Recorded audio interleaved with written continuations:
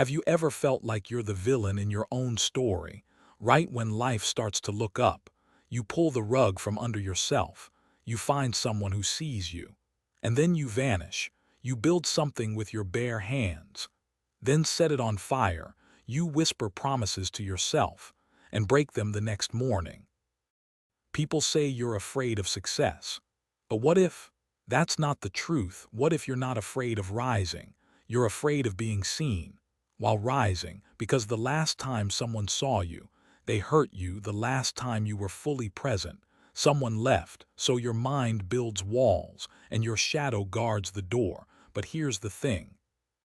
A part of you still knocks, softly.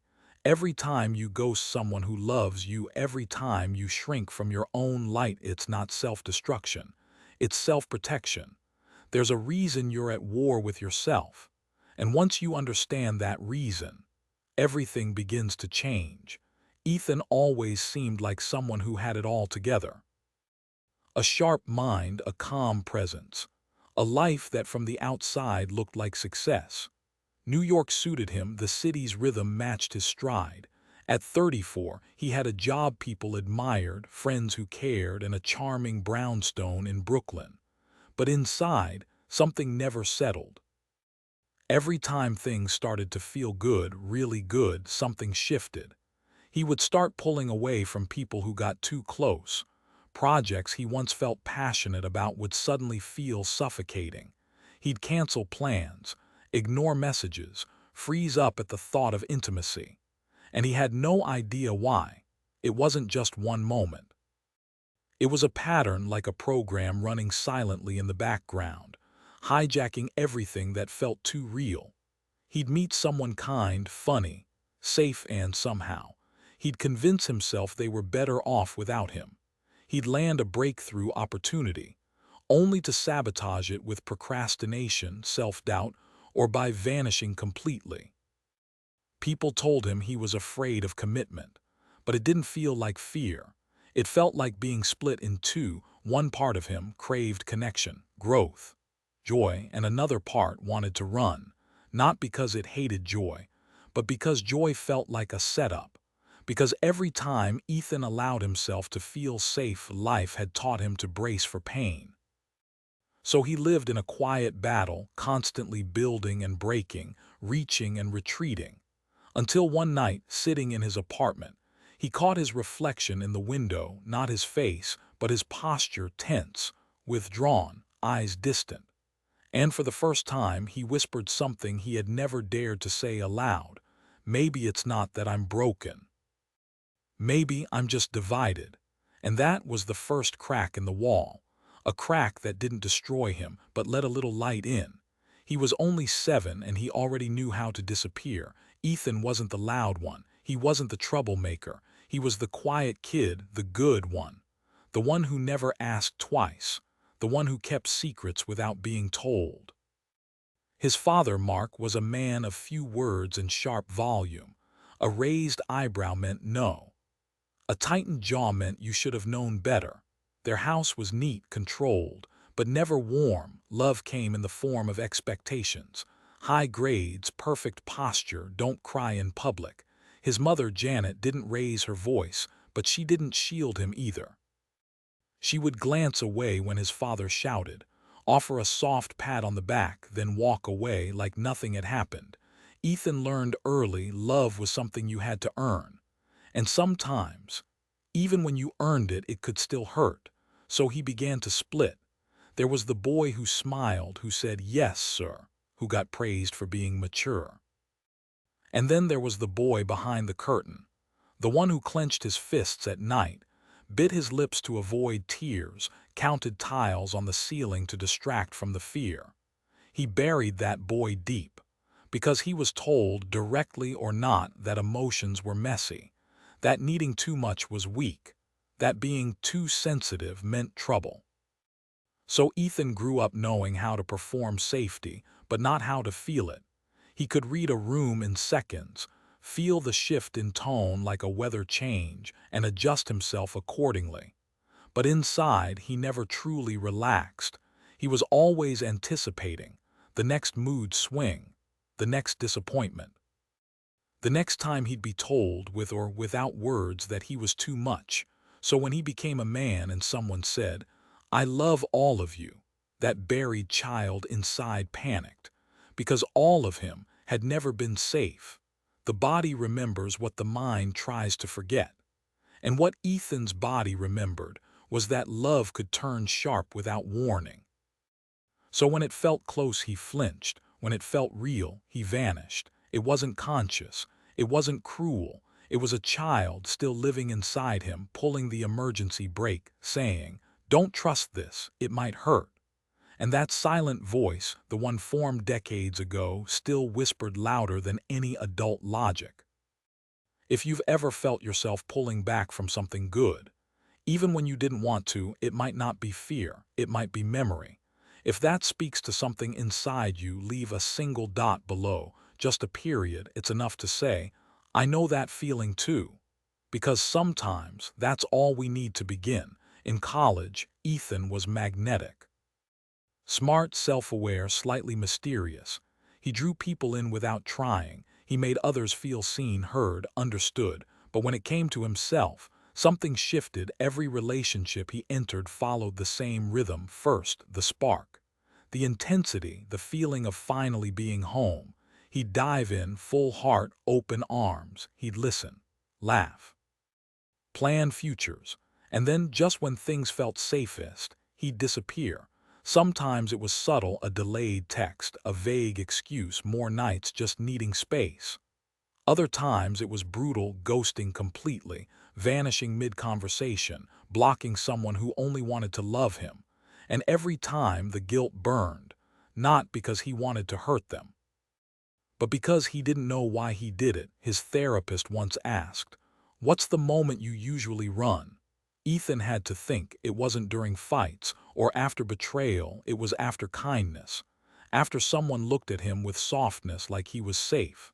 That's when the alarms inside him blared. He couldn't explain it. His chest would tighten. His stomach would knot. His hands would sweat. His thoughts would spiral. He'd tell himself he was busy, not ready, that something felt off. But deep down it felt like a hand pulling him backward, not physically, emotionally, as if joy was dangerous. As if being truly seen meant being vulnerable. And vulnerability had never been safe.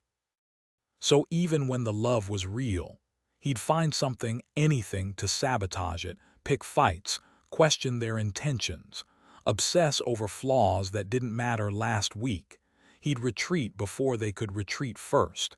He told himself he was protecting them, but the truth, he was protecting himself from the ghost of a younger version of him, who once hoped for safety and didn't get it. That ghost had never left.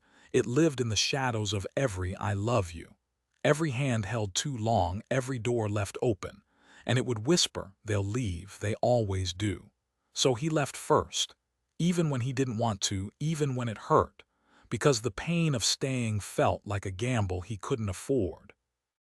But one night, after another quiet goodbye he didn't understand, he sat alone on his bedroom floor. And for the first time, he didn't try to explain it away. He just said 3 words out loud: "I don't know." And in the silence that followed, something deeper began to stir. Carl Jung once said, "Until you make the unconscious conscious, it will direct your life and you will call it fate." Ethan came across that quote in a dog-eared book, left on a subway seat. He read it once, then again and again, and something clicked. What if this wasn't just a pattern? What if it was a message, a language he never learned how to read? Jung spoke of the shadow self, the parts of us we bury because they feel unacceptable, our anger, our shame, our fear, our longing, not bad, just hidden. And the more we deny those parts, the more power they hold over us. They don't disappear, they go underground, and from there they pull strings in silence. The shadow doesn't attack directly. It sabotages silently, because it's not trying to hurt you, it's trying to protect you in the only way it knows how, by keeping you away from anything that feels like the danger it once knew. And sometimes that danger looks like joy. Ethan thought back to moments he fled, They weren't always full of drama. Sometimes they were quiet. Like standing in a kitchen, someone pouring him coffee, saying, "I'm glad you're here." That's when his shadow tightened the grip. Because somewhere deep inside, love meant pressure, kindness felt like a setup, joy didn't feel deserved. His inner child didn't trust peace. It trusted the chaos it grew up in. So his shadow said, "This isn't safe." And it pulled him out. It wasn't irrational. It wasn't weakness. It was loyalty, wounded loyalty. The kind that forms when a child must choose between authenticity and attachment, and chooses to survive. Ethan began to wonder, if he wasn't broken, then who or what was running the show? And how long had this unseen part of him been trying to get his attention? He looked around his apartment, clean, minimal, successful, and felt hollow. Like he'd spent his whole life building walls, not realizing his shadow had been behind one of them, knocking, quietly, waiting for him to open the door. And suddenly, he didn't want to run anymore. It started with a blank page. Ethan didn't know what to write. He just knew he needed to stop thinking and start listening. His therapist had suggested something odd. Write a letter, not to a person, to a part of you. So he wrote, "To the part of me that always runs." The words came slow, awkward, hesitant. He didn't try to be poetic. He didn't try to fix it, he just let it speak. "I don't hate you," he wrote. "I know you're trying to help, but I don't know how to live with you." That was the first letter. The second was to his fear, the third to his rage, then to shame, to numbness, to the silent ache that sat on his chest every morning. He gave them names, descriptions, tones. Fear was small, high-pitched, always pacing. Rage was hot and loud, but tired, like it had been screaming into a pillow for years. Shame didn't speak. It curled up and turned away, and Ethan just listened. For the first time in his life, he didn't argue with them. He didn't try to silence or fix them. He made space. He didn't need to understand every memory behind them. He just needed to stop exiling them. These parts weren't enemies, they were exiles, thrown out of the house long ago, still standing in the rain, hoping someone would open the door. And the door was a pen. That act of writing, acknowledging, softened something.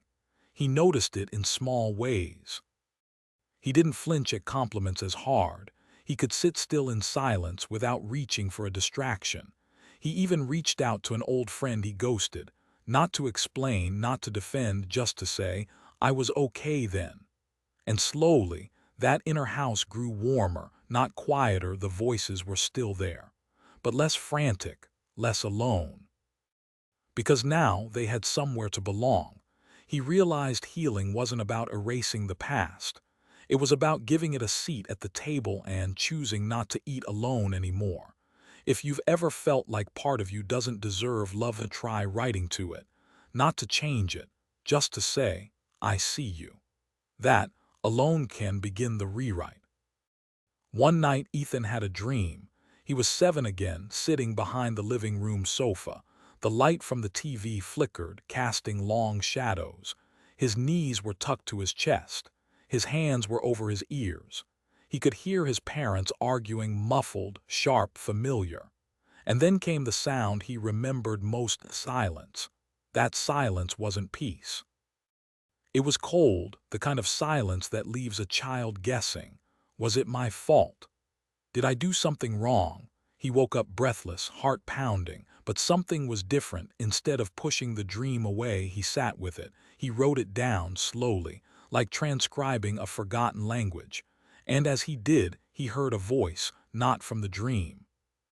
From somewhere deeper, a memory not loud but sharp floated up. He was crying one day, maybe 6 or 7, not because of anything big, just overwhelmed. His father had walked in, looked at him and said, "Stop being dramatic, you're embarrassing." Ethan hadn't remembered that moment for years, but now he felt it. Not just the words, the heat behind them, the shame, the confusion, and suddenly everything made sense. His shutdowns weren't failures, they were defenses, built by a child who'd been told his emotions were problems. A child who'd learned that being seen was dangerous. He realized every time he ghosted someone, every time he left before being left. He wasn't acting from the present. He was replaying a loop, trying to prevent a hurt that had already happened long ago. And his shadow, it wasn't punishing him. It was shielding him with old armor that no longer fit. He sat on the edge of his bed, eyes wide, tears gentle. And for the first time, he whispered something back to the voice inside.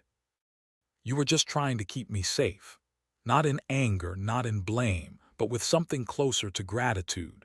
And in that quiet room, something shifted. The war inside him paused, not ended, but paused long enough for him to realize he wasn't the monster in the mirror. He was the boy behind the sofa, still waiting for someone to say, "It's okay to feel." And now that someone could be him. Ethan met someone new. Her name was Maya. She wasn't loud, she didn't chase, she just stayed. She asked real questions, listened without trying to fix. And when he flinched, she didn't take it personally. She simply said, "I'll be here." It terrified him, not because of her, but because of what it stirred inside him, hope. And hope was dangerous. He felt the familiar pull, the urge to retreat, to invent reasons, to close the door before it opened too wide. But something stopped him this time. He remembered the letters, the dream, the boy behind the sofa. And instead of running, he paused. He opened his notebook, and he wrote, "To the part of me that wants to leave, I hear you, but we're not in that house anymore." He didn't send the text, he drafted at 2 a.m., ending things before it got complicated. He sat with the discomfort, the knots in his stomach, the voice whispering, "She'll see the real you, she'll leave." And he stayed, not perfectly. Some days he was distant, guarded. But instead of hiding it, he named it.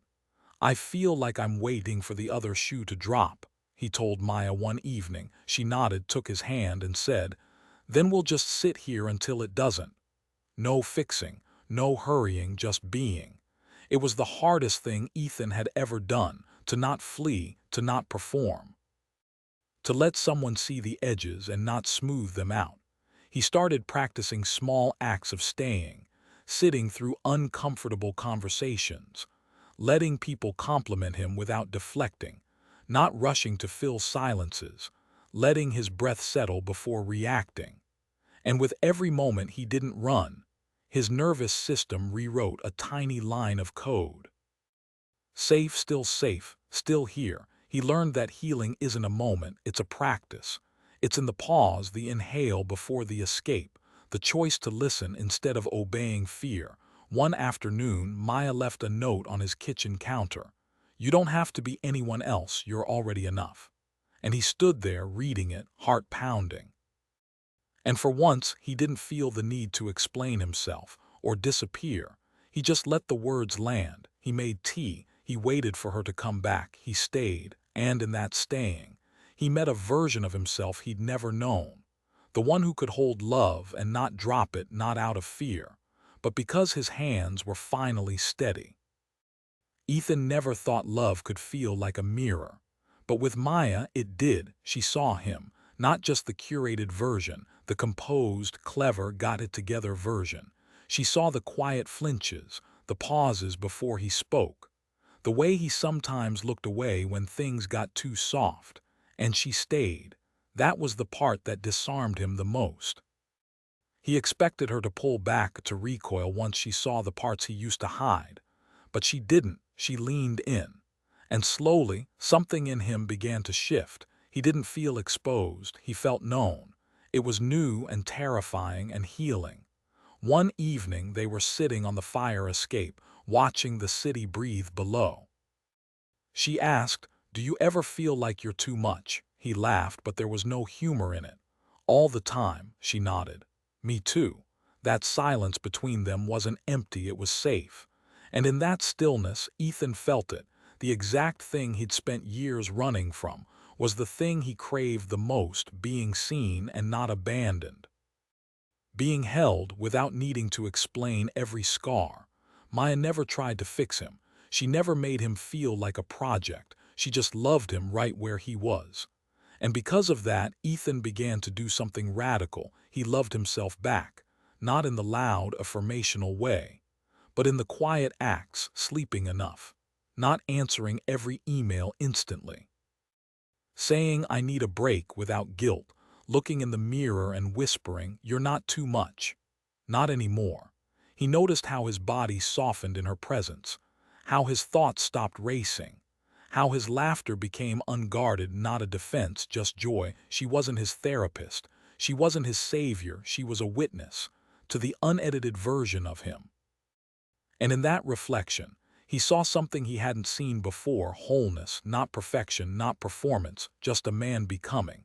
It didn't mean the shadow vanished. It still whispered sometimes when things got quiet or too good. But now he didn't believe it blindly. He listened, he nodded, and he chose differently, because for the first time in his life, he trusted the love that stayed. And more importantly, he trusted himself enough to stay, too. There was no fireworks moment, no dramatic breakthrough, just small, steady openings, like cracks in concrete letting wildflowers through. Ethan didn't wake up one day fully healed, but he did start waking up differently. No pit in his stomach. No dread before connection, just breath, just presence. He noticed how much quieter the war inside had become, not silent, but less chaotic. He no longer battled his shadow, he invited it in. Some days it still sat at the edge of his bed, whispering doubts, echoing old fears. But now he spoke back. I know why you're here, and I'm not sending you away. It changed everything. Because the moment he stopped seeing those parts of him as enemies, they softened, not because they were defeated, but because they were acknowledged.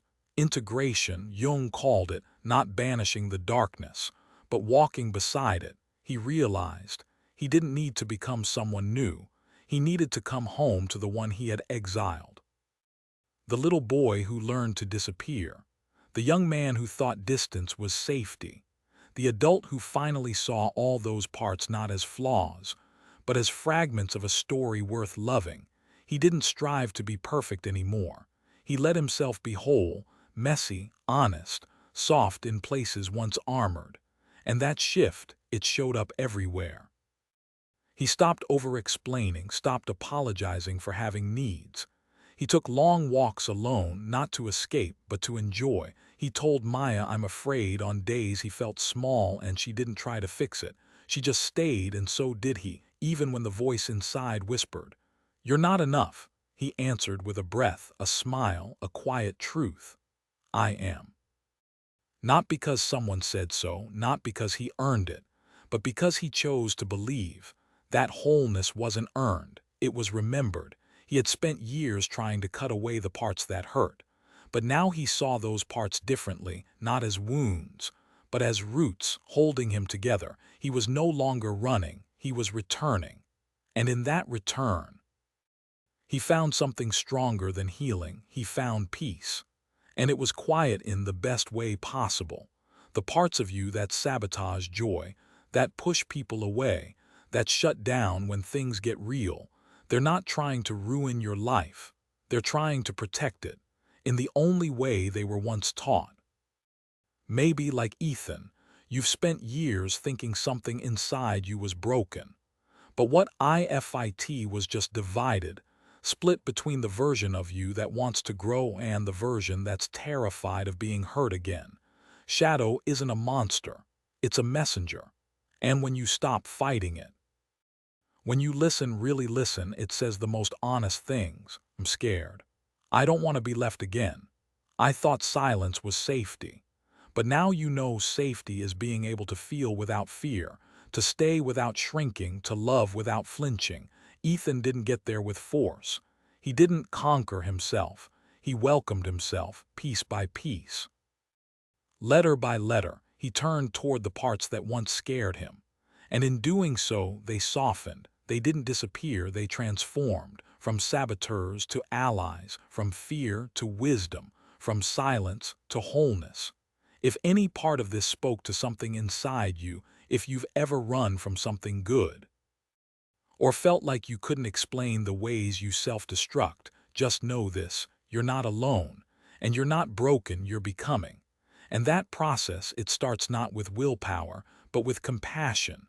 Not with doing more, but with listening deeper. So if you're ready to stop running, leave a single word below: home.